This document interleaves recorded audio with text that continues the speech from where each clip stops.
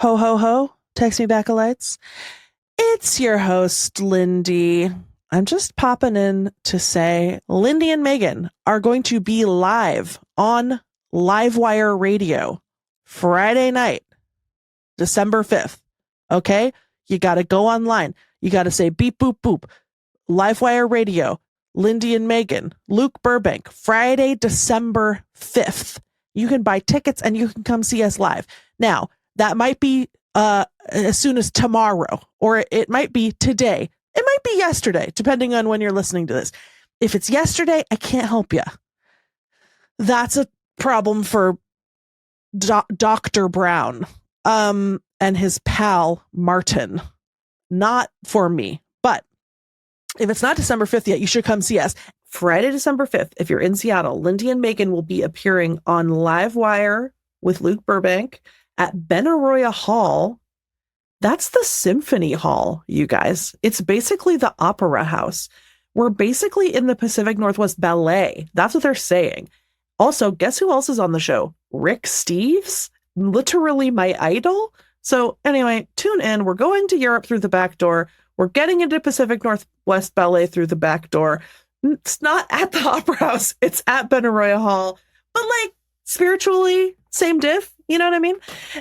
So come see us. And even if you can't come see us, it's going to be on the radio. And also, I have one other little gift for you. This one is actually from Text Me Back Light Extraordinaire and legendary Jingleheimer, Robert. Robert has sent us a bespoke recording of the now also legendary Text Me Back lost verse of Jingle Bells. And it's in German. And it's called Schlitten-faced. It's called Schlitten-faced, really. But to me, it'll always be Schlitten-faced. And if you are not in Seattle, you can't come see us at Livewire, but you do happen to be in Carmel, Indiana, you might catch this little hot rock and roll band, Voce, singing German Christmas carols, including Schlitten-faced, at the German Christkindl Market in Carmel, Indiana, this December, all month long here and there. I'm not going to tell you the dates and times. If you want to find it, if you want to kiss the feet of Jingleheimer Robert, please, first of all, please don't. You need consent for things like that. But if you do want to go see Voce singing, not just Schlitten-faced, but also Rudolph and Frosty in German, in the original German, you can go find him at the German Christkindl Market in Carmel, Indiana. Okay. Something to think about. And we're going to be replaying this gorgeous tune throughout the month of December. So please get into the spirit of non-denominational Schlitten and non-denominational fartin, secular Scharten and secular Schlitten. No need to be upset anymore, because here comes Robert riding on the jingle horse with a whole choir behind him, bringing you in the original German Schlitten-faced, the song. Okay, are you ready? We're going to listen to it. Robert, take her away. Look and klang, wird mein Wein gebraut. Schön ist deine Schlittenfahrt im Winter, wenn es schneit. Glockenklang, wird mein Wein gebraut. Schön ist deine Schlittenfahrt im Winter, wenn es schneit. In meinem Feld der Schlitten fahren wir durch den Schnee. Über Wald und Wiesen vorbei am großen See. Die Glocken klingen hell und machen alle froh. Was es für eine Freude ist, die gibt's sonst nirgendwo. Hey, Glockenklang, wird mein Wein gebraut. Schön ist deine Schlittenfahrt im Winter, wenn es schneit. Glockenklang, wird mein Wein gebraut. Schön ist deine Schlittenfahrt im Winter, wenn es schneit. es schönen Tages, das ging erst los im Nu. Das kam Frau Fanny breit vorbei und setzte sich dazu. Das Pferd war dünn und mager und hatte wohl kein Glück. Der Schlitten fiel auf einmal um, was für ein Missgeschick. Hey, Glockenklang, hört beim weiten Breit. Schön ist eine Schlittenfahrt im Winter, wenn es schneit. Glockenklang, hört beim weiten Breit. Schön ist eine Schlittenfahrt im Winter, wenn es schneit. Schön im Winter, wenn es schneit. Hey!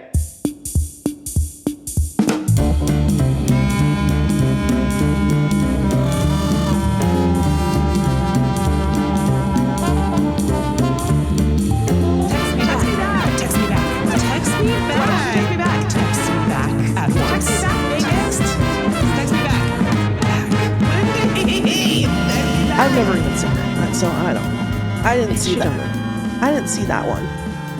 If you're Bane, What is it that you say? what is it that you say in Batman's Revenge? I was born to the dark. I was born in the darkness. Some people choose the dark. You wear the mask. You wear the mask. I was born in it. Were you born in the mask or were you born in the dark? Can someone, Bane, can you please Please. call the best friend party phone? Anyway, welcome to Text Me Back podcast. In 15 minutes, we're going to find out if Lindy has COVID. She just took a COVID test and she really wanted to record it for the podcast. And I said, I do not want a video of you swabbing your nostrils. That's nasty. Yeah, you weren't nice about it. And I wasn't mean about it. I think I was perfectly neutral. I guess that's true. So that I very politely obliged and I said, you're right, don't start the tape yet. Then I start to take my COVID test. She yells at me again. Oh my God. I wish I had recorded it because the rewriting of history, my God, I yelled at her. She says, ew, you said you were going to turn away. And I was like, that was if I did it on the video. We're not on the video. I don't have to turn away in my own home. So that I had to turn away in my own home and I didn't even do anything. Yeah, or you could just see someone swab a nostril. It's not that big a deal. And what am I, a nurse? One of God's strongest warriors, by the way. Get out of here. My goodness. How come your microphone doesn't cover your chin and mine does cover my chin? Because I pull it down so it doesn't cover my chin. I want people to see my stunning visage. Okay, is this good? Even though I'm not wearing makeup. Remember when we were like, for YouTube algorithm purposes, we will be wearing makeup every week. And now I'm like, good thing I have these glasses. No one will ever know I'm not wearing mascara. You look really cute in those glasses. You look really cute in those glasses. Thanks. Have I seen those ones before? I'm sure I've sent you a pic, but I usually wear my wireframe ones because they're just here at my desk. These are the ones I wear when I'm reading in bed. Those are really cute. With my old eyes. I got them from Cost Company. I forgot about how you have old eyes. Presbyopia. Old eyes. Remember when you had blood red vision? Yes, because I had to be on Accutane for like 8 years. I had really bad acne. I was like, really like crusty for like Meagan 17 years. No, it's true. I'll find a pic of it and everyone will be like, respectfully, you weren't lying. You were not lying. And I tried every over-the-counter prescription. I did the gels. I did the antibiotics. I did everything. And I just was walking whitehead. And then they finally were like, okay, we've invented Accutane. It will clear up the acne. Usually people, I don't even remember. It's like, oh, usually people are on it for like 6 months or something. I was on it for 2 years. And like for like 5 years after, we were finding those little no pregnancy little warning papers that come on the top of every single pill. It comes in like a blister pack. And to get the pill out, you have to punch it through a picture of a pregnant woman with a big X through it. Like, don't get pregnant. But back then, they required you to be on like a birth control. I forget exactly, but you just had to testify that you were on one. But I was like, who do you think I'm having sex with? Walking around looking like sentient acne. Like, who is getting into this? Like, I'm good. So anyways, I had to be on Accutane for forever. And also, like, the list of side effects is some of the most deranged. I've never seen anything like it. It was like bloody stool, poor night vision. And then the best was blood red vision, which was like your eyes would just run red with blood and you wouldn't be able to see anymore. Of course, like the really serious ones were like depression, ideation, et cetera, et cetera. It was pretty fucked up, but man, it cleared that acne right up. Oh, and it dried my skin out. Like my lips were like, it was looked like I was like missing on a mountain for like a year. My lips were like cracked open. It was so gross. And then I have had one pimple since, and that was like 15 years ago. Joke's on Accutane, Meagan, because you already moved through the world 24/7, 365 with blood red vision, ready to kill. So ready just to commit various homicides. But wait, you forgot a really important one. What was it? Dark urine. Oh, dark urine. I don't think I ever had dark urine, but I think I got like a placebo belief that I had really bad night vision being on it. Mm-hmm. But what can you do? You know, at least I'm hot now. Anyway, welcome to Text Me Back Podcast, the only podcast. And we're going to do some stuff on this podcast today, such as it's time to get cozy again. Oh, it's officially crispy out there. That's right. So we're going to talk about it. Because the first time we did a cozy episode, it was very popular. Meagan, the people loved it. They said, make this a cozy podcast. Make every episode a cozy episode. So we're like, okay, we will. So that's what we're going to talk about today. We're going to talk about our favorite cozy stuff just to get you ready for cozy season. Mm-hmm. Because also, you're hearing this on December 4th. You're not going to hear our fresh voices again until January, but we will have fun stuff for you in the feed, including some audio versions of our Pledge Drive episodes. So get excited. We are not disappearing. There'll be stuff for you to listen to, but this is the last fresh ep you'll be getting until 2026. Hey, baby. Ugh. Oh. I was talking to a baby. Why is that gross? Oh, that's worse than if you were talking to an adult man. Hey, baby. Hey. Oh, sorry. I had a frog in my throat. Hey, baby. Disgusting. Hey, baby. What you got there? Milk? Everything you say sounds so gross. Only if you're looking for it. With your blood red vision. I am.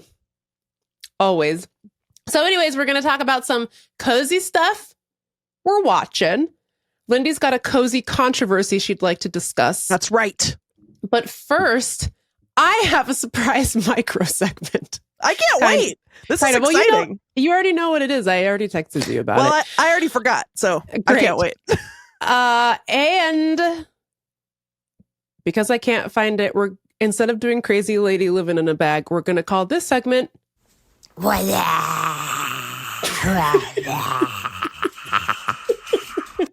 that should be the theme song for when we talk about commercials. Which I'm about to. We do that so much on this show for some reason. I know, which I'm about to. The coziest thing I can think of is to complain about something that pisses me off.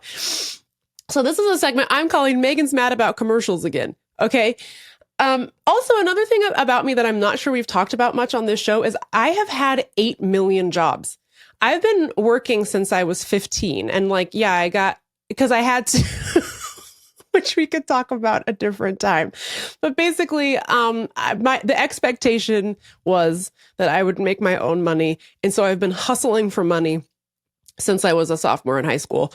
And so my first real job was at Pagliacci, which I think we've talked about. I was a babysitter for a while. You were slanging pie. I was slanging pie, as we say in the pizza parlance. I had an internship at a radio station. I hosted karaoke for a while. But one of my... If you were harassed by the street team of The Beat Is that what 95, 95.7, the beat. I interned for the morning show, Waking Up with Bob and CJ. And Bob was a dick, but CJ was so nice and like was like a lovely, wonderful mentor to me. She was a woman, CJ, but I think she felt like she had to use her initials because she used to be in sports radio. And so, you know, no one's going to tune in. Yeah, it's like back then, I think it was like, oh, just go by CJ. Anyway, CJ rocked, and I don't know where she is now, but CJ, if you're listening, which there is less than zero chance that you are, you were such a delight. What a legend. Should we add CJ to our list of radio mentors with Big Ron and Luke and Andrew? And CJ. Anyway, CJ was great, but that's not what we're here to talk about. I also, for a long time, worked at the flower shop that used to be on the first floor of the parking garage across the street from the Bon Marché, or as some of you might know it, the Macy's. But now I think it's neither. Did it close? Megan, I don't know. I don't go to... Who could say? I don't go to downtown Seattle. Why would anyone do that? Anyway, so I would just like... It was probably the unhealthiest several months of my life. All I ate was like hot tamales. Not that kind of tamale. Not like a street vendor came by with a little cart full of not that, the candy, the little red hot things. Now, why'd you pick those, Megan? They're so good. I love the taste. Hot tamales are the ones that are like Mike and Ike's, not the ones that are like little nuggets. Not like little cinnamons. Yeah. Not like actual red hots, but they're like little Mike and Ike's, but they're cinnamon. All I ate was hot tamales and bottled water. Yeah. And like walked all over downtown delivering flowers and balloons to people. And the people who owned this place were fucking crazy and rude, and was one of the first liberals I met who uttered the famous phrase, "Why don't we just buy all the homeless people a bus ticket to Miami?" And I said, what the fuck are you talking about, Kathy? Anyways, but as a result, I weirdly know a lot about flowers. I didn't do a lot of designing myself, but, you know, I did some like basic stuff. Anyways, so there's this fucking commercial. It's a Google commercial trying to get you to use their AI assistant, Gemini, which is disrespectful to Geminis, as if we don't go through enough. We're like the most hated sign in all of the zodiac. And now you got a name. I think so. Everyone's like, oh, you're so two-faced. You're the worst partner. Oh, I dated a Gemini man and he hurt my feelings. I don't care. Wouldn't it be worse to be like a Taurus and no one ever talks about you? Exactly. If you're talking about me, we're doing something right. That's right. That means we're making good art. Okay. Anyway, so fucking Gemini. In this commercial, which you may have seen, people are all walking around with a vanilla soft serve ice cream cone, which I guess is supposed to represent the dreaded iPhone. Yeah. So boring. Vanilla. I've seen this commercial. Yeah. Okay. It's psychotic. Okay. Yes. Yeah. So, and then one woman breaks the mold with her Google Pixel, I guess. And she is like talking to Gemini, and she says to Gemini, what is the best pairing of flowers I could get? She's like standing in the storefront of a flower shop, and she's like holding up her phone and asking Gemini which flowers she should put together. Which, girl, have you tried looking at them and then putting them together and seeing? Megan, have you tried seeing? The way that these companies are gaslighting us into believing that we are feeble-minded, I can't. It's insane. I can't tolerate it. I can't tolerate it, Megan. Put two flowers together and see if it looks good. Jesus Christ. But that's not even the thing that pisses me off. So she says, oh, Gemini, which of these flowers would look good together? And by the way, what do you mean together? Just pick one flower and buy 3 of them. Yeah. What the fuck? Anyway, so fucking Google Gemini responds to her and says, pick the alliums and the hydrangeas. What are you talking about? Are you insane? So just in case you're not aware of this, first of all, the allium, member of the onion family, FYI, but the alliums that they sell in flower shops are usually the ones that are the big purple. They look like fireworks, like the big purple bursts. Hydrangeas are also voluminous white flowers. Why would you get 2 bulbous circular flowers and slam-a-jam them in one vase? That's crazy. Google Gemini, what are you talking about?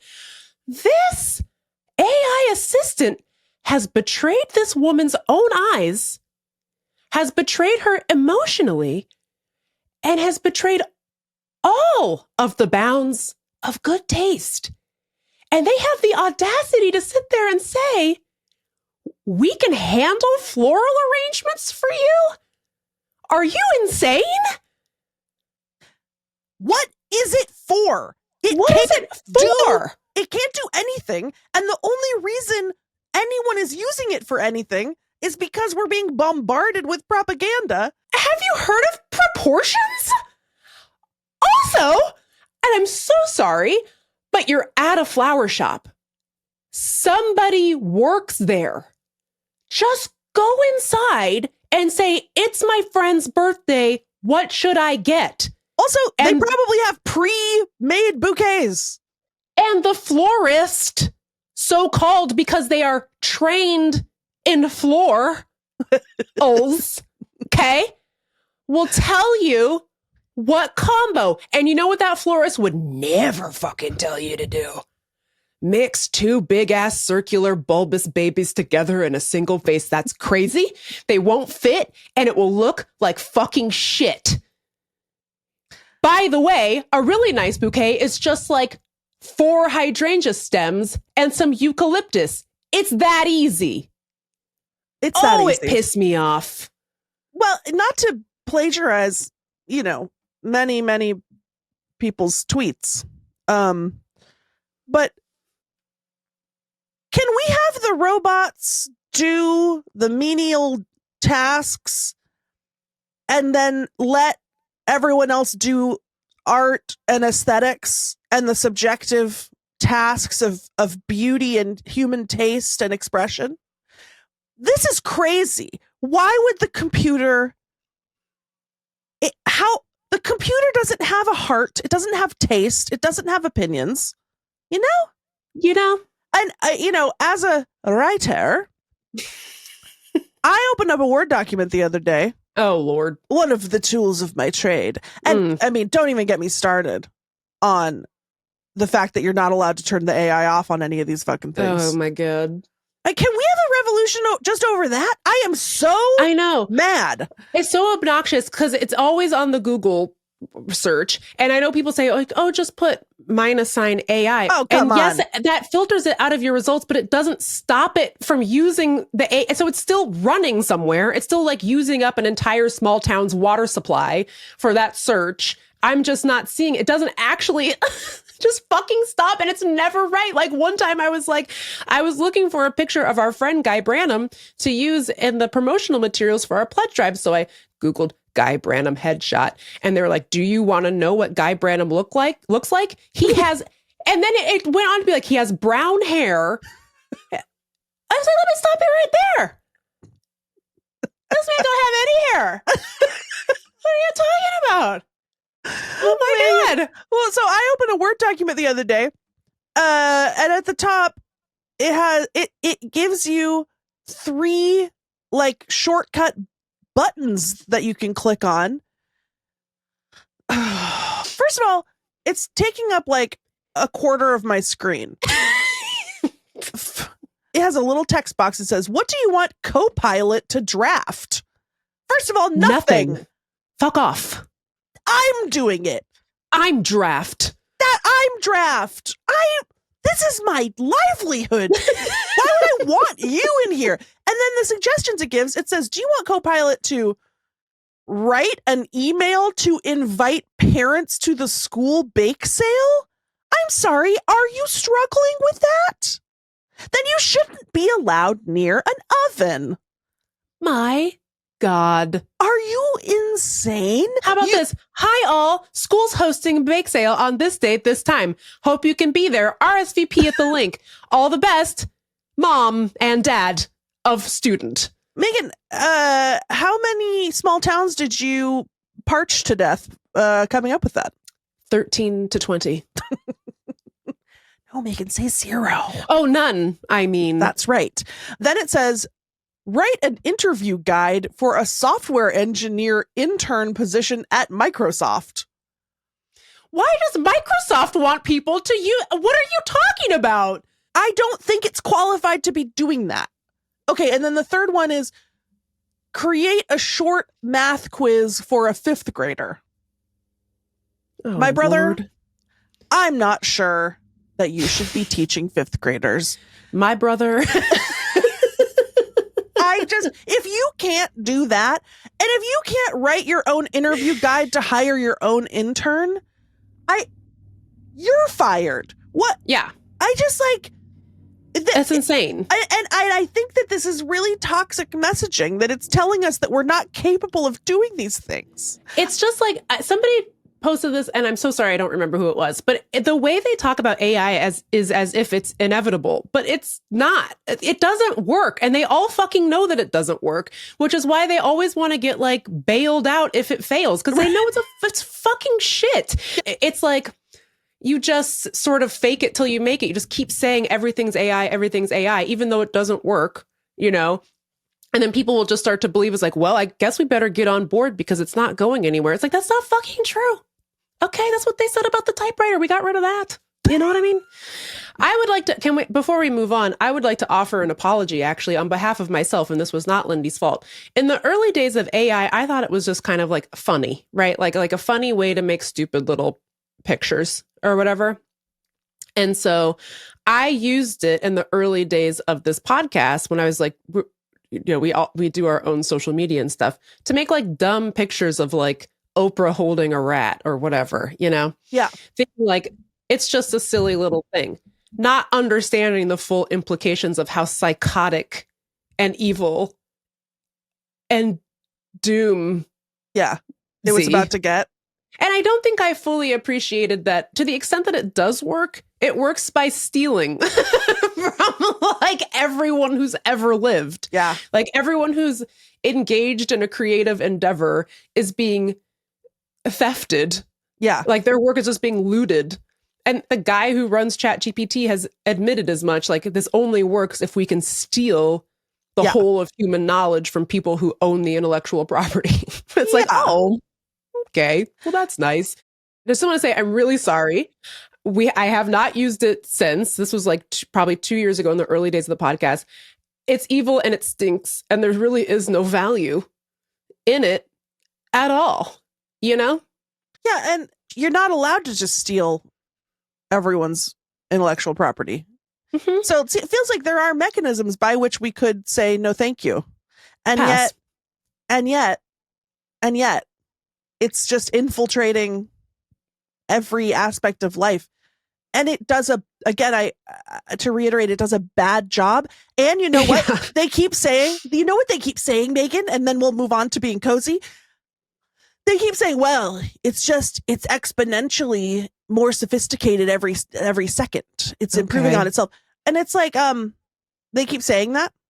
And yet you can clock it in a second.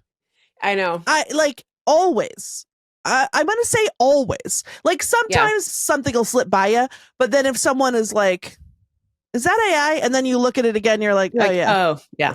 You know? Yeah, that one company, I think it's called Sora or whatever it is. That company is freaky to me because one of those did get me. Yeah. And I was like, and I think of myself as being pretty savvy identifying what is and isn't AI. You can almost always tell because everything always looks like piss. And also the writing. Also, you can tell when it was written by AI. Yes. But like the images and videos always has what they call the piss filter. It's always like kind of yellow. It just doesn't look right. And you can almost always tell. But there's like one of like an old lady in Alaska feeding a grizzly bear on her deck that for whatever reason, it just struck me as pretty plausible that an old person in Alaska would be doing something like that. And it got me. And I was so pissed off because now it's like, I'm so sorry, but what is the value of making everyone question? I mean, I know what the value is, but like you invented something that makes me question every single video I watch now and question whether or not it really happened. Obviously, I know the real answer, the nefarious CIA answer, but it's just like, who requested that? Other than the CIA? Yeah. Who requested this? Because now it's like not even enjoyable. Like the one cozy outlet I had was just to scroll TikTok for hours until I finally die. And now I can't even enjoy that because I'm like, is that real? Yeah. Is this real? Yeah. I don't mean that you can always tell visually. I just mean if something's too good to be true, if you're like, wow, I can't believe I'm seeing this. Yeah. And that's why the ones that get you are things that are the closest to being plausible. I mean, except if you're me, I don't mean like, oh, I'm exceptional, but like one thing that's a tip off for me, I spend a lot of time watching like, videos of scary fish or whatever. Yeah. Or like videos of a guy on a paddleboard getting too close to an orca, whatever. Yeah. And you see the same ones, you see the same one. There's limited supply. All of a sudden I'm seeing 5 new exciting no chance. Fish videos. Yeah. I would know. I don't think so. I kind of feel the same way where the biggest tip off, at least right now, and I'm sure that the trends will move on away from this now that everyone's able to figure it out, but any sort of ring camera footage or exterior home security footage, all of it is AI slop because it's the quality of those cameras in real life is low enough that it's pretty easy to fake. Yeah. It's like easy for the AI slop robot to learn the tricks of the surveillance cameras, or especially like a night vision one, just dismissing it out of hand as AI slop, even if it's not. I'm not going to get tricked, not today. Okay, yeah. You know what I'm saying? Mm-hmm. And that, but that said, like, yeah, we can sit here all smug and be like, I can always tell, you can't trick me, whatever, I'm smart. Most people are looking at a picture of like Michael Jackson kissing Benjamin Netanyahu and being like, is this real? Is this real? So I never mind. Like I have, even before AI, I have an unnamed relative who multiple times posted on Facebook a picture of what was clearly a styrofoam ball with artificially dyed feathers from Michael's glued all over it, and then a little cardboard beak. And then he wrote, "Nature is amazing." Oh, he thought that was a real bird. So what are we going to do? We love to look back on humans of history and mock them for their simple minds. Like, oh, I can't believe those people thought the train was going to come out of the movie screen. What a bunch of fucking idiots. And meanwhile, we're like, nature's amazing. So, like, oh no, we got no chance. No, we've been stupid this whole time. Anyway, we're going to take a break. When we come back, we're going to get cozy with it. After the break, we'll find out, does Lindy have COVID? Stay tuned.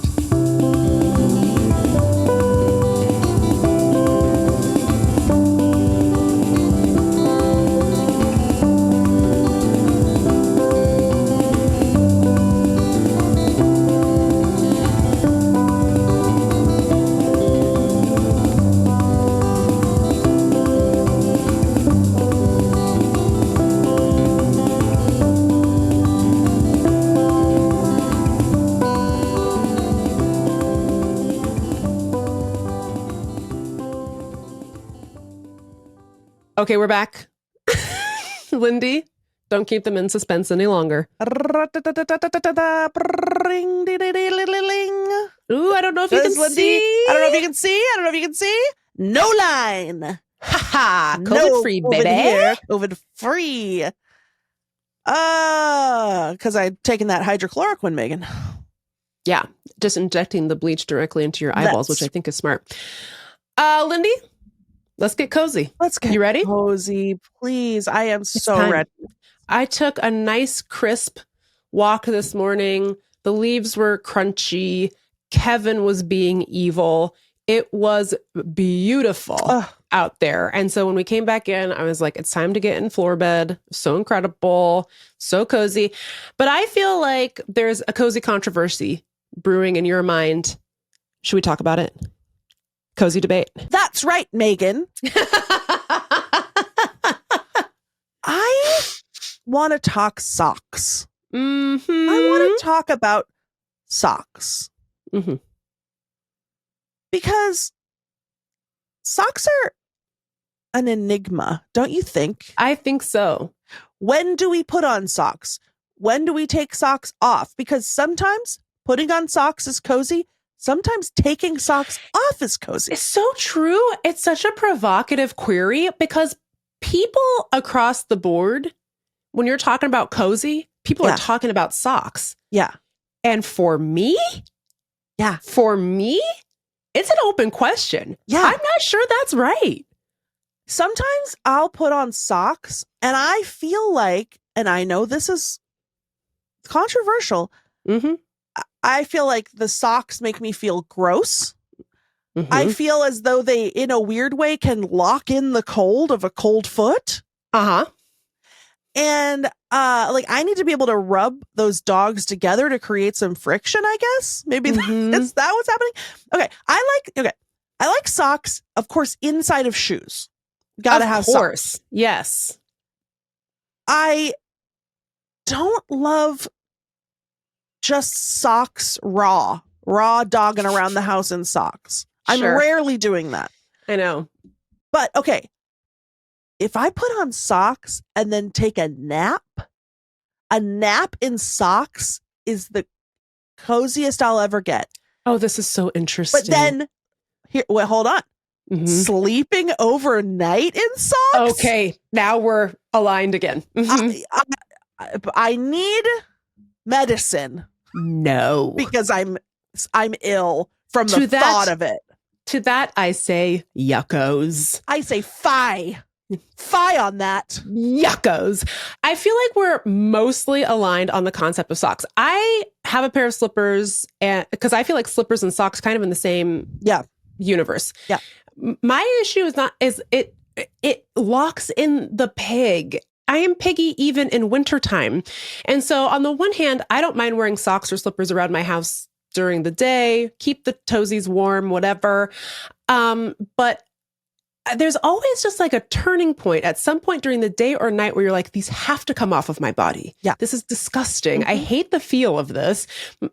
I have sweaty toes now, which is like the grossest feeling in the world.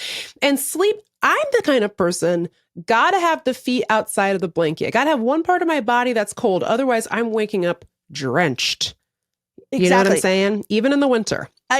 Yes, exactly. And that's exactly what I mean by locks in the cold. I think you're right. Yeah. It locks in the sweat. Then you have a wet foot. Clammy toe. A clammy toe. And I especially have this problem with slippers. Now, if I do socks and slippers, that's somehow better, I think. But not all day and certainly not all night. But I think that like if I get the ratios right of like room temperature, body temperature, if I take a shower so that my body temperature is very like regulated to the perfect temp, then I throw on a pair of clean socks, climb into a clean bed for a 2-hour nap. Yeah. The socks somehow enhance the nap in a way that were I going to bed for the night, they would be anathema to me. Yeah. Hell. Yuck. So I don't know. Socks are so mysterious. And I feel like I'm weird and other people are out here just having a pure love for socks, a very uncomplicated relationship with socks. I was having the same thought because I'm trying to clean out my closet and frankly, I'm trying to buy fewer items. I am always going back and forth on the items where I'm like, oh, the whole ocean is garments now. The whole ocean is textiles, et cetera, et cetera. I really need to stop buying items. And I should thrift more and I need to clean out my closet and not replace the stuff that I get rid of. And I'm like, you know what I should get rid of? The sweater dresses I own. Because ain't no way it's ever going to be cold enough for my pig ass to put on a sweater dress and go somewhere indoors without sweating out my whole dick and balls. You know what I mean? Like, it's simply just not happening. I know. It's like a body sock. Yeah. Because you got sweaty pits in a sweater dress, and there's no way to, you can't, it's not a separate. You can't take it apart. So you're just fucking hot and it's up your neck. Ugh. By the way, any sweater dress that any of us could afford is acrylic. You know, it's not natural fibers. That's the natural fibers. Breathable. The sweater dress don't know her. No. You know, it's just disgusting. So then I'm like, I'm going to get rid of the sweater dress, these sweater dresses. So I go to open my closet and I take it out and it's so cute. And I was like, oh, I remember I love the color. It's like this nice little like pea green, which looks great on my skin. I love her. You do look great in a sweater dress, I must say. I know. And I was like, I'm going to keep it. But I'm never going to wear it. It's too hot. Yeah. You know? I know. Remember when Adam Carolla had Botox injected into his forehead so that his forehead didn't sweat? Maybe you could do that in your armpits so that you can. Yeah, I've heard of that. Yeah. So you can wear the sweater dress. I can't imagine there would be any negative effects. No, I'm just going to have like the hottest, most wrinkle-free pits you've ever seen in your life. Anyway, I just feel like, I don't know about socks. I think the listener should write in about socks. I feel like they're gross. And also, it's kind of like when you have the flu or whatever, it's like the chills and the hots. It's like, that's how it feels when I wear socks. It's like feet too cold without socks, feet too hot with socks. Yeah, yeah. What's the solution? You know, I'm like just on a deep level disturbed by things that I can't fit into a box. I'm like a Republican in that way. You know what I mean? I know. I don't accept sock nuance. Okay? I don't like sock nuance. It's like upsetting to me. So anyway, if anyone has a grand cohesive taxonomy of socks and what's going on there, please let me know because I'm perturbed. If you got your PhD in socks, please will you write into the show, please, and let us know what's all going on with socks? Let us know. You know, I saw this really interesting TikTok once, going back to you saying you need to have a foot sticking out of under the comforter, and as do I, and it was a guy who's, I don't know, he's some kind of an influencer, and he was born without legs, and he's talking about like his life not having legs, and he said, and I don't know if this is true, like, I believe him, he was like, your leg is like a big mechanism for how your body releases heat. Oh my God. And so that's why it's a relief when you're sleeping and you're hot and you stick one leg out from the comforter. Ugh. And he was like, I'm always hot because I don't have legs. And I was like, what? I never thought about that, but it makes sense. I think it makes sense. Anyway. God. Yeah, and they always say, oh, just get the cooling sheets. Shut the fuck up. There's no way those fucking things work. There's no way. How does more items on your body make you cool down? Stop lying. Well, you know what? Actually, Megan, this segues perfectly into something else I want to talk about. Okay. Which is blankets. Now, unlike socks, blankets, I have a precise, profound, comprehensive understanding of. Of course. And everyone else in the world who was not raised by a mountaineering Norwegian mother, I think. Too bad for you. Too bad for you, because I think that you are not understanding the mechanics of coziness when it comes to your bedding. Yeah. And when I hear cooling sheets, all I hear is synthetic. Something synthetic. Get it away from me. Maybe it has some weird, creepy thing where it feels wet or whatever. Film on it. I don't know. Unless it's one of those things where literally it has water circulating inside of it. But even then, that means it has to be made of plastic. No, thank you. So I just want to say, you gotta get, if you want true coziness in your bed, I know you think that what you want is a buttery, soft, fake fur fleece thing from Costco. Oh, no, that's just a sweat trap.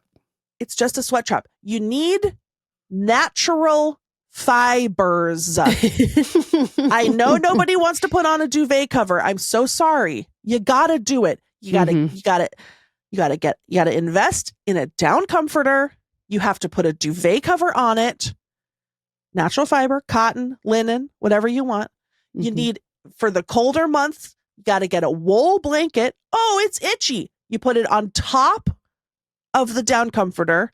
It's trapping the heat in. You know who knows how to stay warm in the winter? Animals. Correct. Okay?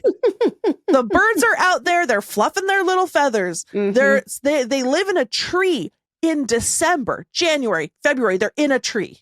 Ever heard of it? Ever heard of it? Some of them are in the water. Ooh. Yeah, and those are really the feathers that you're going to want in your down And comforter. we think we're so special doing our little annual polar plunge. Okay, get a grip. Oh, humans, polar plunging, duck, Nice try. Nailed it. I'm just saying, like, you got to invest in natural fibers. Please, I'm begging you. Yeah. If you want to be cozy, if you want to not be a sweat trap, because sweating, when it's cold, becomes icicle. Yes. Becomes clammy. Yes. And would you rather be a clam or would you rather be a fluffy goose? I think I know the answer. Really hard to say, but I think I have my answer. So, yeah, I feel like it's the lazy man's bed to buy. Now we're talking. To buy a blanket that doesn't require a duvet cover. You're never going to get the warmth and coziness that you desire. I know. It's so true. Let us know what you think about it. 703-829-0003. Email us at deartextmeback@gmail.com. What is your routine? And are you sweaty? Especially if you're sweaty. And if I'm wrong about cooling sheets, which I'm not, whatever, I'd be willing to hear from you about it. And I'm sure you will tell me. One thing the Text Me Backalites have never shied away from, writing in to let me know they think I'm wrong about something. Looking forward. And we cherish you. And we cherish it. Next up on the cozy docket, what is our coziest watch currently? Shall I commence or would you like to commence? No, you're doing it. I don't have anything. Oh, I'm doing it. I'm watching the same stuff. When I want to be cozy, I'm watching Antiques Roadshow UK. I'm watching Dateline. And I'm watching Great Pottery Throwdown. And I've been saving up this season of Bake Off. I got halfway through. That I started it again. Actually, here's a cozy tip. Don't pay attention all the way, because then you can rewatch. Exactly. But what's different for you now, as opposed to years past, is your setup has gotten exponentially more cozy. You're right. So, thank you for the cue, Megan. I forgot. You're welcome. Yeah. So I don't have content to deliver so much about like the programming specifically. But boy, much like Megan has invented floor bed, my life has changed in a big way. We have a TV room in my house. We have a small cozy den that we call the TV room. And that's where we watch TV. And it's a great... That's why we call it that. I love the TV room. It's the warmest room in the house. You can make it into a cozy little bunker, but it is small. But in the wintertime, I would say we spend most of our time in the TV room. It has one window. It's really kind of dark and grim. And also, that's where Gail, the Rat King, lives. Yes, that's right. Now, currently. That's right. Knitting celebrity Jessie May refuses to hang out in there. She calls it the festering room, which is... Oh, no. Can I just offer a quick defense? I love that room. Me too. It's wood panel, but the reason I love it is that's where your family's wall of fame is. That's right. It's like, I don't know, a couple dozen photos of like famous people you've met or that your parents met in the past. Like, maybe a picture of your dad with the Bartles and James guys, but I'm probably wrong about that. Yeah. Oh, no. Yeah.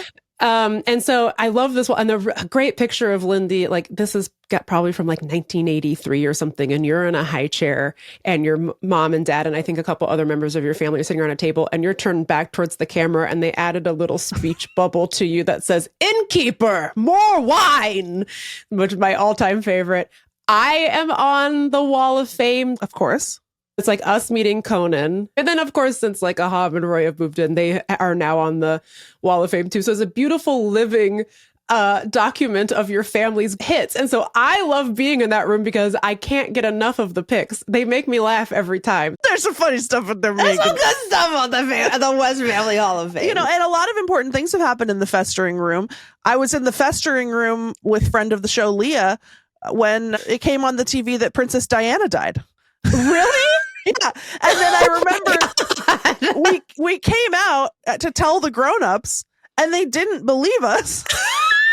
Of all of the pranks, why would you? And we were like, I don't know. They interrupted cartoons to say that Princess Diana died. So I'm just letting you know what I heard. But yeah, so it's a beautiful, important room, very dear to my heart. However, now we have 3 people living here with 3 very different tastes. Roya would like to be watching art films. Aha Mayfile would like to be watching basketball, and I would like to be watching Video games. and I would like to be playing my video games. I would like to be playing a game on my Switch while half watching Time Team Exactly. on the TV so that I can rewatch it again later and still be surprised by the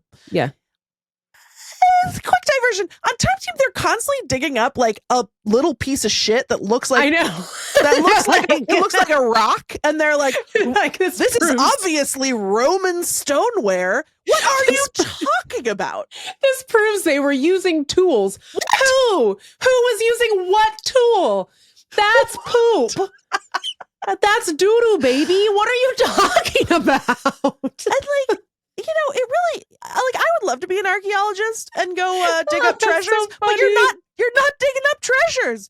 You're digging up little pieces of poop. You're digging up dookie. And then I assume you have to go to calling school. it a spoon. You go to school for 20 years to be able to discern the tiniest marks on the dookie spoon that it looks like a glob of rock with poop on it.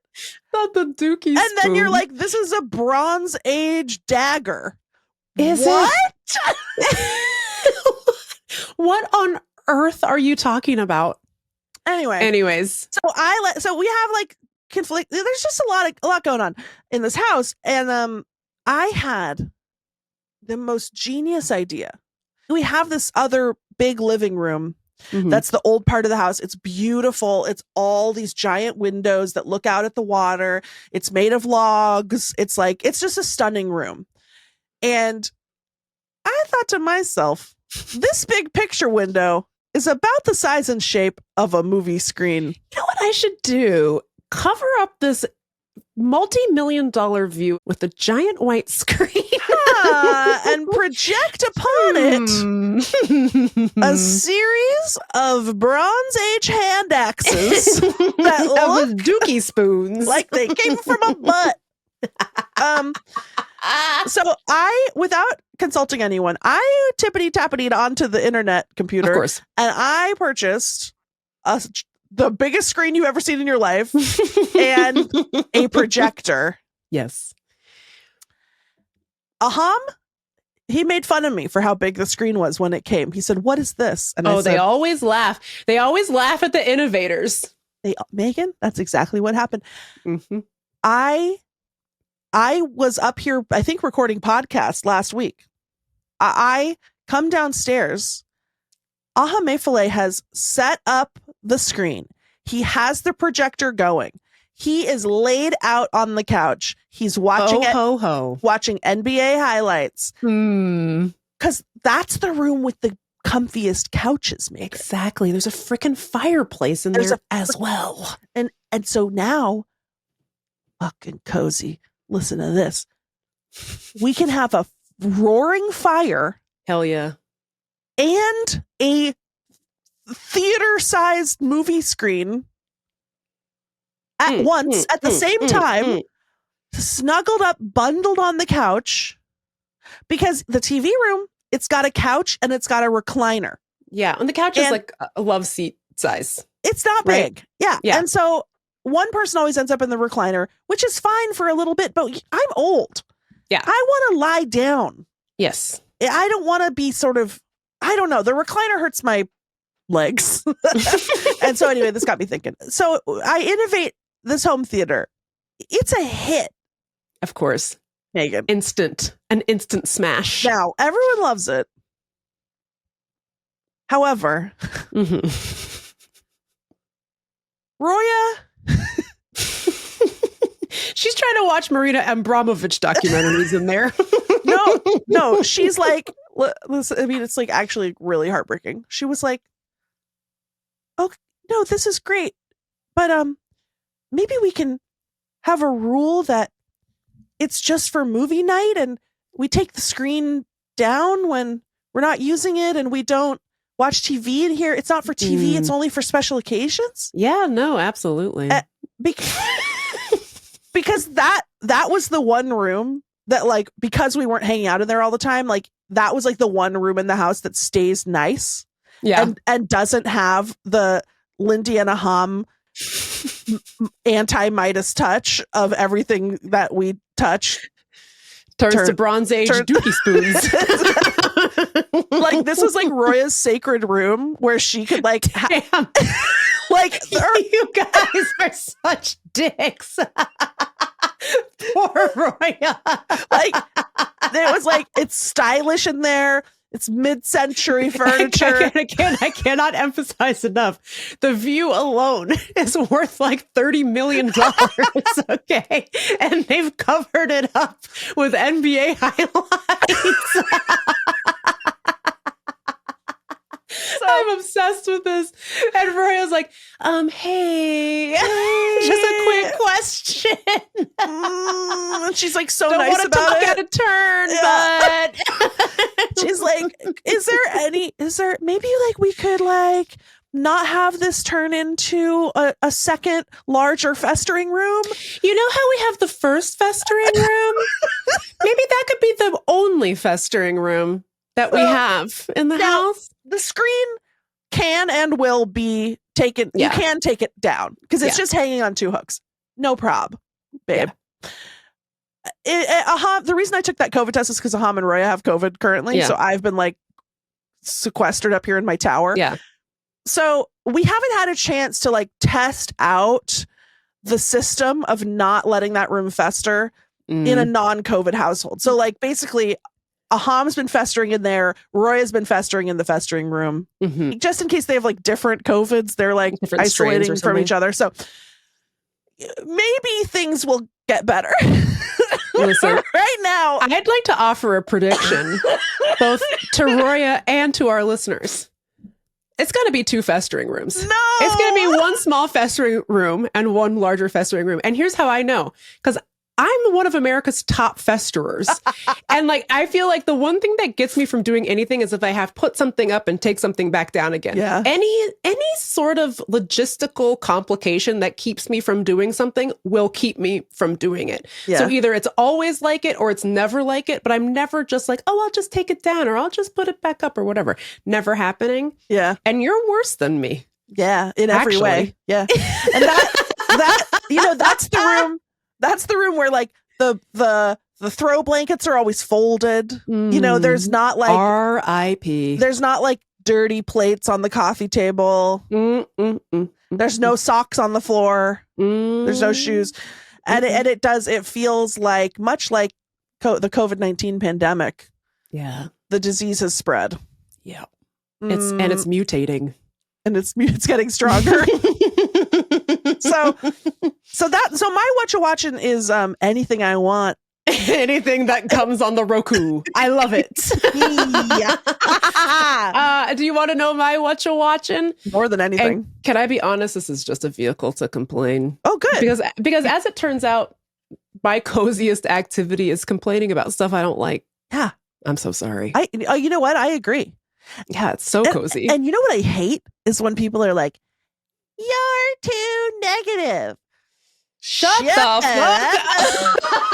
up. Go to hell, fucko. Oh, you're so pessimistic. Yeah, I am. Oh, what are you going to do about it?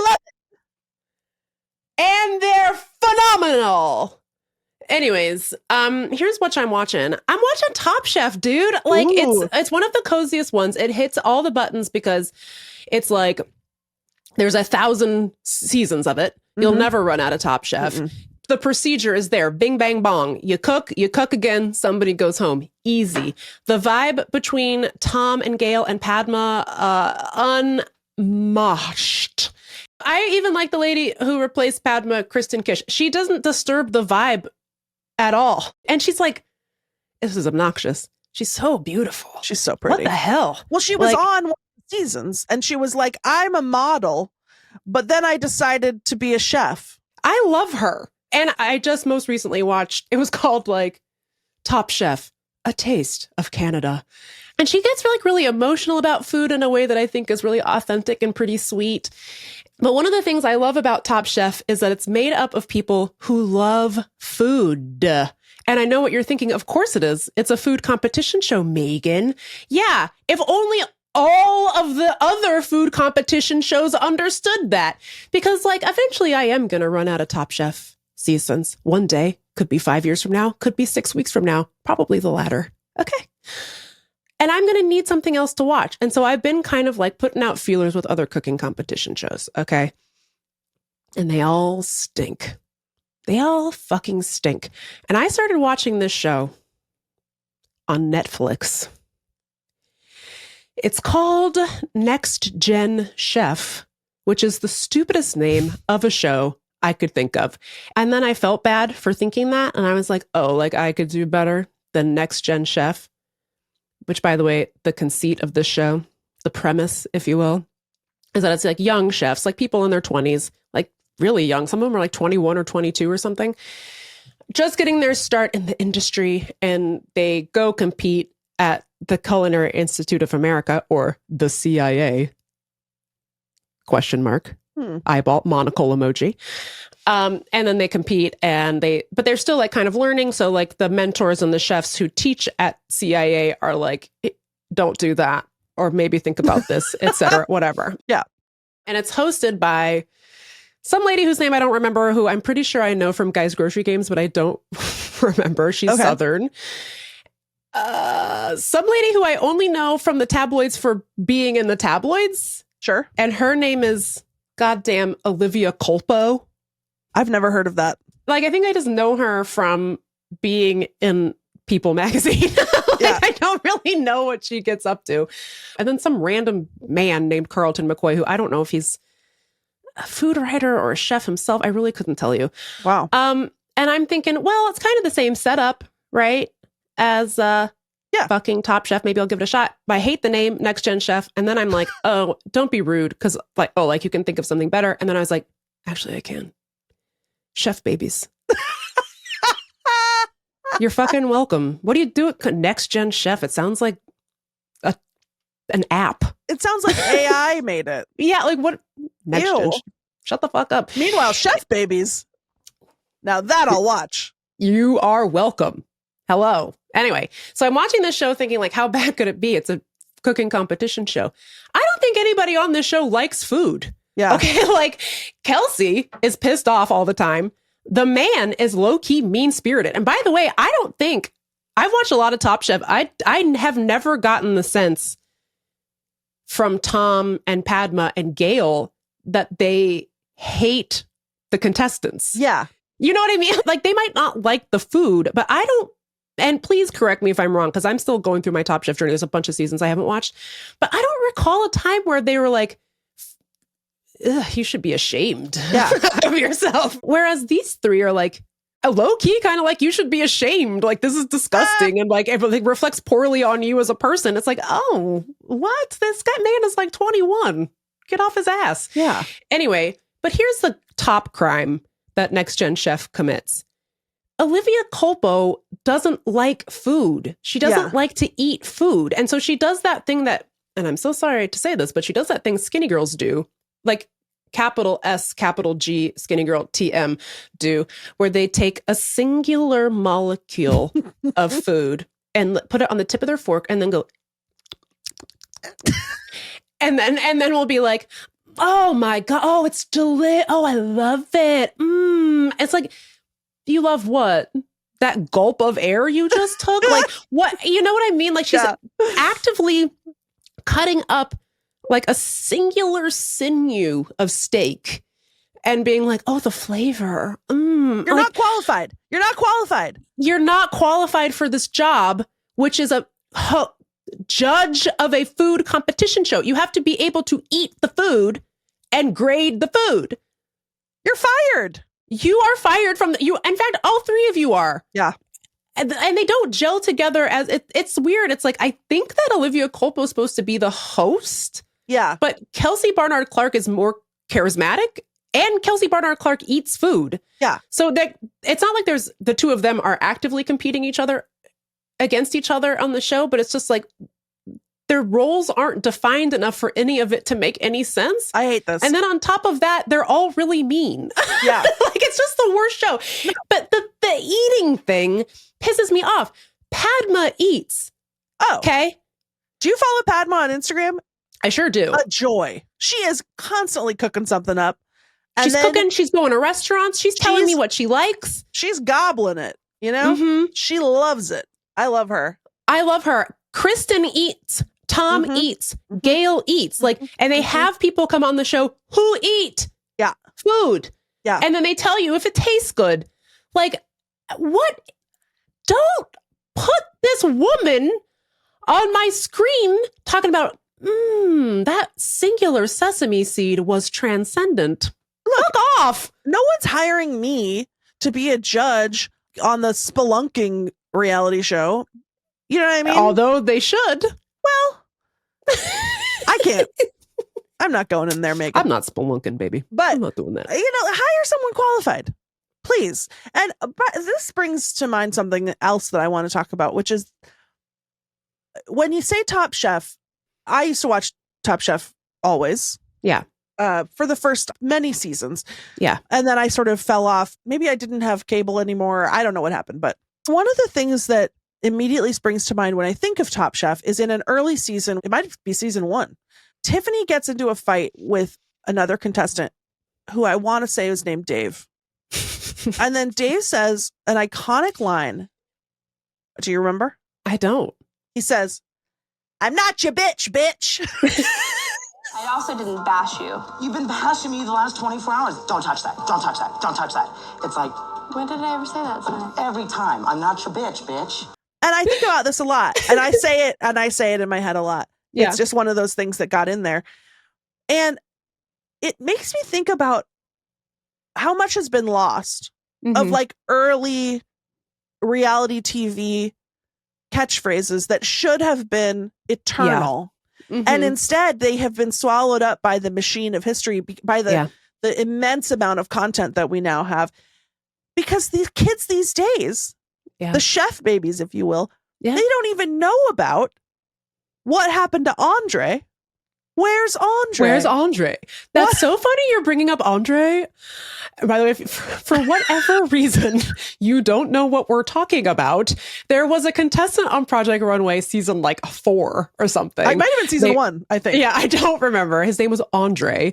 And he was not in the workroom one day. And Tim Gunn was like, "Where's Andre? Team, where's Andre?" Where's Andre? What happened to Andre? Where is Andre? I think he's outside. Okay. He's outside. Designers, look out for Andre. He's our little lamb. Andre? Where's Andre? And Where's Andre got lodged in my motherfucking noggin for like 20 years. Well, but anyways, but at the time, Santino started doing Yes. a Tim Gunn impression. yes, which was, "Where's Andre? What happened And to then- Andre? What happened to Andre?" And then here's the best part. I was working, speaking of having a million jobs, I was working at Urban Outfitters. Who should walk in one day but Andre? No. And I said, "Hello? Andre?" You found And then Andre? I found Andre, and then I asked Andre for his autograph. Okay, I don't remember this at all. I can't believe you don't remember this, because then he signed it, "Inordinate Delights, Andre." What? I know. It was crazy. They don't know about Andre, and they don't know about Inordinate Delights. And you know what else they don't know about? They don't know about It Wasn't Not Funny, David. They don't. Nobody They don't knows know about it. They don't know about that. They don't know about it. And like, They don't know. we need some kind of a museum, I know. We really do. right? We really do. Ugh. So my cozy watch is going to be Top Chef. If you're watching any cooking competitions shows that don't suck ass, will you let me know what they are? I mean, like I do watch a lot of Food Network. I love Guys Grocery Games, obviously, but like Alex versus America is like not that much fun to watch because Alex always wins. As much I love Alex, I love her. I'll keep watching it. But I obviously, as we've established, hate Beat Bobby Flay. Can't stand it. There's like a Korean show on Netflix that they say is really fun. It's like I watched a few eps of that, and it was complicated for me to watch because yeah. there was like 1,000 contestants that they ultimately whittled down, and I was Yeah. like, oh, I wish you started with like 10 people. Yeah. This is so hard for me to understand, but I should give it another try. I haven't tried it, but I will maybe now in my new home theater. Let us know what you're watching. My cozy watch again will be Top Chef. Lindy's cozy watch will be whatever the fuck she wants. I'm back on Time Team. I took like a 2-year break from Time Team. I think I'm back. That's nice. There's a new season of Taskmaster that I haven't watched yet either, so I'm excited. I got to get back on my Taskmaster watch. Also, you know, it wouldn't be Text Me Back podcast if we didn't say, obviously, the eternal cozy watch is extended version Lord of the Rings all the way through. The last time I watched them was over the summer, so I gave myself like a nice long 5 months of not watching them just to save it up for one wintry day in December. I'm looking forward to that very much. We're, I guess, going to take another break, and when we come back, we're going to end the show, but we're also going to give you our cozy beverage recommendations for the year of our Lord 2025. BRB.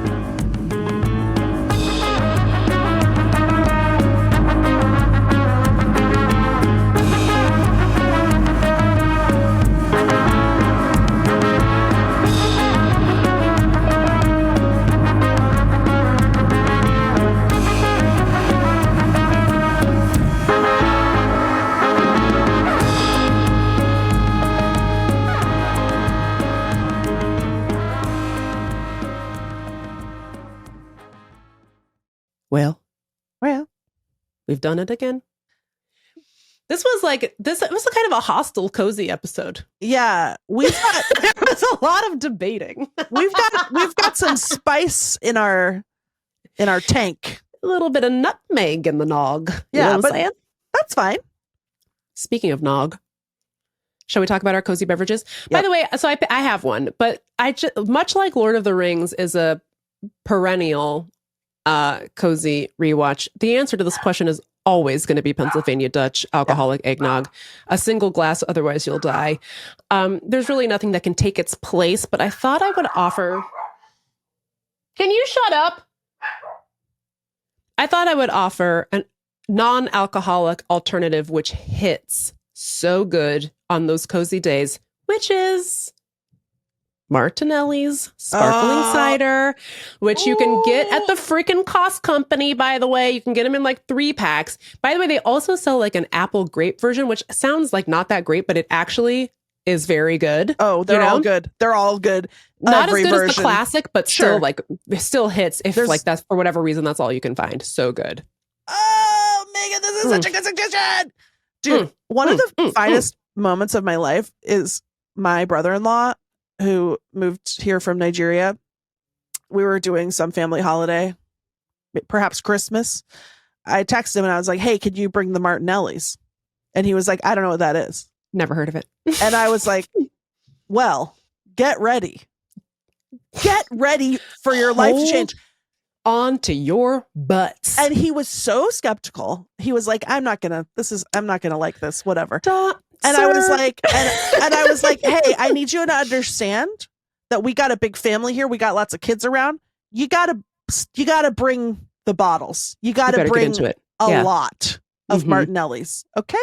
And he was like, why? This is so stupid. Why do we need this? Who's going to drink all of this? What do you mean? Always laugh at the innovators. Yeah.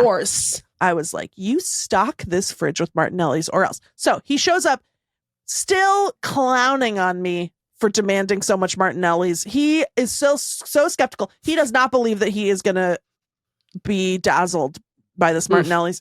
What a fool. I laugh in his direction.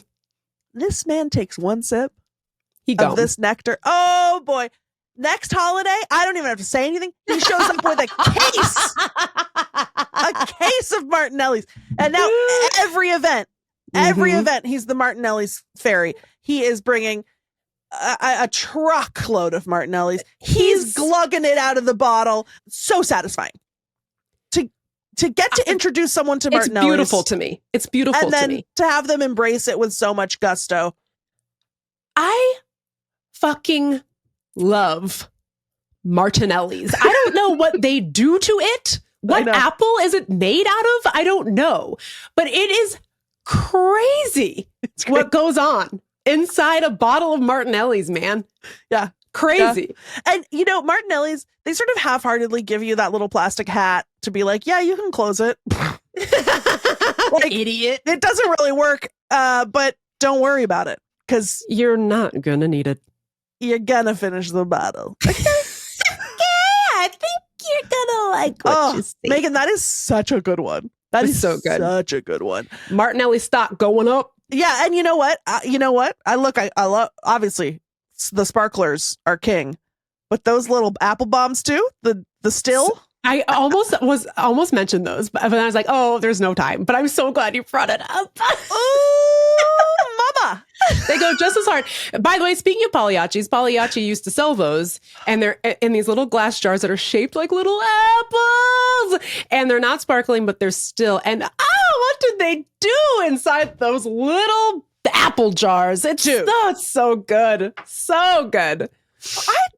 I'd like to meet this Martinelli. Who is he? Or she? Or I guess. If you're Mr. and or Mrs. Martinelli, my God, call the party phone right fucking now. I need to talk to you. 703-829-0003. I will give out my personal cell phone number. You okay. know, like eat the rich, etc. I can't think of any like heiress or heir to a fortune that I would be impressed by. Like if I started dating someone and then I found out that they were heir to a corporate fortune, except Martinelli's.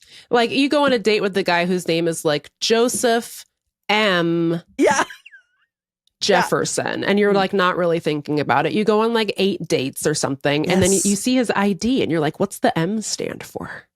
And he's like, oh, my mom's maiden name is Martinelli. And you say, record scratch? Like you're probably wondering how we got here. Like the cider? Like the sparkling beverage? Yeah. Successful date. Oh, you're taking him home for sure. I'm locking it down. Immediate marriage proposal. Oh, immediate. Brother. Yeah. So that is such a good one. If you're the hot heir of the Martinelli's fortune, I will end my marriage for you. We should write a Hallmark movie. Oh, what if they're like MAGA or something? Oh, I don't want to look. Now I'm scared. You know? Don't tell us. Trick me into believing that you're not. That could be fun for my movie. If you, the listener, look up and find out that Martinelli's is MAGA, do not email us and do not call the best friend party phone. If you email us, I'm blocking your IP address from the RSS feed. No more podcasts for you, you little stinker butt. Snitch. I don't know how to do that, and I'm not sure it's possible, but I'm coming for you if you ruin Joseph Martinelli Johnson for me. Anyways. Anyway, that is such a good cozy beverage, especially for a pig person who doesn't always want a hot. I almost never do. Yeah. I'm too hot. You know when people in the spring post a picture and they're like, first iced coffee of the season. First iced coffee of the season. Season? What season? Hello? Baby, I never stopped. Some of us have been in the trenches. Okay. Of ice. Beverages. First iced coffee of the season, please. What a loser. Anyway, you got one? Oh, I got an espresso. A Nespresso. Nespresso, as they say. As they say in the commercials. Do you have like a favorite flavy? So Roya stayed with a friend who had an espresso. She came home, and Roya is not like a corporate girly who loves products. Sure. Roya came home absolutely rabid for this Nespresso machine. She was like, I need it. I need it. Yeah. For an espresso. Exactly. She was like, nothing else will do. Kick this fucking French press off the cliff. But then she's also thrifty. So she was like, well, they're kind of expensive. I think my friend has an extra one. And then like that didn't work out. And then I don't know, like a year passed. I'm over at my friend's house. Mm-hmm. Claire. And who you know. Yes. Claire and her wife Kim, we have a little brunch. They serve us each a bespoke iced espresso Amazing. with like creamer. Like they had all the stuff, all kinds of accoutrement. And I'm like, this is delicious. Yum, yum, yum. I'm enjoying my Nespresso. I say to Kim, Roya wants an espresso so bad. Kim goes, oh, we have two. Do you want our old one? Absolutely, I do. I said, absolutely, I do. Oh my God. Absolutely, I do. It's a cozy miracle. Megan, literally. Claire moved back here. They lived in New York. Kim had to stay in New York for work, whatever. When Kim was out here visiting, she was like, I can't live without Nespresso, because that's what happens when you get one, I guess. Absolutely. So then she bought a second one so that they had one in New York and also here. And then Kim ultimately moved here. Now they got two Nespressos. She gives me this Nespresso. I offered due Nespresso, I believe is what they say. Yeah. Abbondanza. Attenzione, Nespresso pa due Nespresso. So anyway, I offered to pay her. She said, no. She said, basta. She said no. So I take this Nespresso machine home. I've long been opposed to these wasteful pod. Yeah, like the K cups are all plastic. I think. Yeah, the Nespresso, I think they're made of aluminum, which is recyclable. Yeah. However, they're full of coffee grounds, so I can't, without cutting open each pod and doing like a surgery. Basically, you can recycle them, but you have to mail them back to the Nespresso Corporation or live in a big enough city that has a Nespresso pod recycling. So I order like $100 worth of these pods. And I'm like, maybe the Nespresso will be like a special occasion thing, because this is crazy. You're essentially ordering each cup of coffee individually that you're going to drink, for the next month. Whoops. And like, but then we get the pods. First of all, it's so fun. Yeah. Because there's like 100 different kinds. Yeah. Different roasts, different flavors, different sizes. You can do a whole cup of coffee. You can do just one shot of espresso. You can do a double. They have decaf. They have flavored decaf. The flavors are so good. They have this hazelnut that doesn't taste like International Delights hazelnut creamer, sort of like candy nut, which I love. It tastes like a real nut, Megan. It's crazy. That's crazy. It's crazy. It tastes like a real nut. It's so good. The vanilla is so good. Finally, me as a person who's, I really don't think that caffeine agrees with me. I have a cornucopia of decaf options. Yeah. Megan. Yeah. Amazing. And I can make myself one perfect cup of decaf at any time. So anyway, basically, the household has been plunged into deep into the cult of Nespresso. We've already had to reorder pods. I've spent another $100 on pods. I got the recycling bags. I'm going to mail the pods back to Penelope Cruz. And George Clooney. And I know this is rationalization to some extent, but sure, doesn't matter. It's fine. I'm not the problem. You know what I mean? Yeah. Like with the climate or whatever. Yeah, it's mostly Jeff Bezos. It's mostly Jeff Bezos. So, and Elon and whatever. Take it up with him. I am trying to get by. I'm trying to get through day to day. And you know what helps? Nespresso. A little espresso. I went nuts. I went to the grocery store. I said, give me the cold foam. I don't know. Yes. Let's do it. I love Let's the cold do it. foam. Also, Nespresso doesn't come out like super hot from the machine because it heats it so fast. I have no idea how it even works. But so it's ideal for making a pig person's winter iced coffee because it's not like you got a boiling hot percolator pot or whatever. Yeah. It's a good product. I'm sorry to say. Nice. By the way, Nespresso did not pay for this. Frankly, neither did Martinelli's. So that's how you know this is a legit recommendation. Okay, this is not #SponCon. But we would sell out. We would. Oh, absolutely, I would. For Martinelli's? Richard Nespresso, if you're listening. Anyway, this is the end of the show now. We hope that you're feeling cozy. We hope you're feeling ready to be cozy. Hopefully, any of this has inspired you to make some cozy adjustments in your life. I'm sorry I yelled about how everyone has to have a duvet cover. That was hostile of me. If you're cozy in your plastic blanket, okay. Wow. You've been sitting with that for the last 45 minutes? No, not really. I don't know. Okay. Anyway, let us know how you're getting cozy. We'd love to hear from you. 703-829-0003. Joe Martinelli, really looking forward to hearing from you. Richard Nespresso, you as well.